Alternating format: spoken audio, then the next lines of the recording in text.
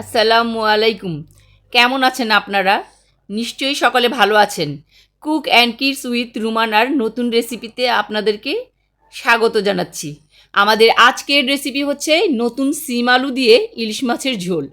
আর সিমটা হচ্ছে আমার ছাদ বাগানের তৈরি। চলুন রেসিপি শুরু করি। প্রথমে আমি নিয়ে নিচ্ছি 6 টুকরো ইলিশ মাছ, সাথে দিয়ে দিচ্ছি হলুদ গুঁড়ো, মরিচ গুঁড়ো আর লবণ।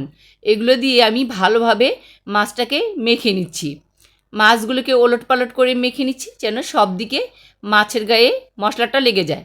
এখন তেল দিয়ে ফ্রাই প্যানে মাছগুলোকে ভেজে নিব। তেল গরম হলে মাছগুলো আমি ছেড়ে দিচ্ছি।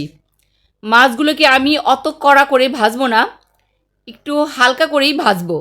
মাছ বেশি ভাজা হয়ে গেলে তখন তরকারিতে আর সেই স্বাদটা লাগে না, ইলিশ মাছের গন্ধটা ঠিক ভালোভাবে পাওয়া যায় না। সেই জন্য মাছগুলোকে আমি কড়া করে ভাজছি না। মাছগুলো এক সাইড গরম হয়ে গেলে অন্যদিকে আমি ওলট পালট করে দিচ্ছি। হয়ে গেছে মাছ ভাজা। এখন আমি কড়াইতে তেল দিয়ে দিচ্ছি পেঁয়াজ কুচি, আর মাছ ভাজার তেলটাও আমি সাথে দিয়ে দিচ্ছি। মাছ ভাজার তেলটা দিয়ে দিলে হয় কি, তরকারিতে ভালো একটা ঘ্রাণ পাওয়া যায়, মাছের স্মেলটা সুন্দরভাবে তরকারিতে আসে। এখন আমি পেঁয়াজগুলোকে হালকা করে ভেজে নিচ্ছি নরম হওয়া পর্যন্ত, পুড়ে যাতে না যায়। একটু পানি দিয়ে দিচ্ছি হলুদের গুঁড়ো 2 চামচ, মরিচের গুঁড়া 1 চা চামচ দিয়ে আমি ভালোভাবে নেড়ে নিচ্ছি। ঝালটা আপনারাও বুঝে শুনে দিবেন। আমার বাচ্চারা বেশি ঝাল খেতে পারে না, তাই আমি কম দিচ্ছি।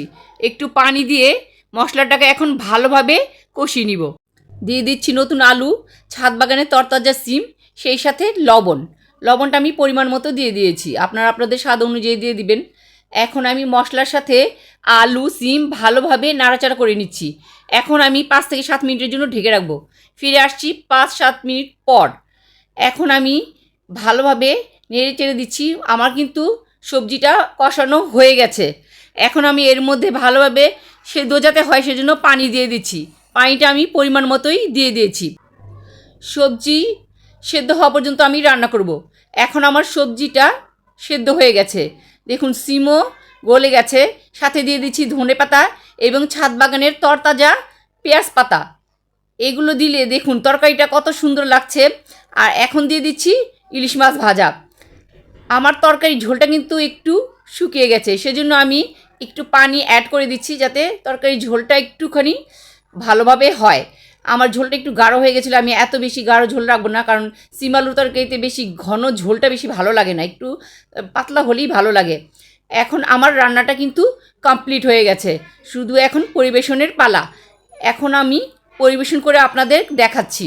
আমাদের রেসিপিটি যদি ভালো লাগে তাহলে সাবস্ক্রাইব, লাইক, কমেন্ট, শেয়ার করতে ভুলবেন না। আপনাদের সুন্দর সুন্দর কমেন্ট আমাকে ভালো কাজে আরও উৎসাহিত করবে। আবার দেখা হবে নতুন রেসিপিতে। আপনারা সবাই ভালো থাকুন, সুস্থ থাকুন, এই কামনা করছি। আল্লাহ হাফেজ।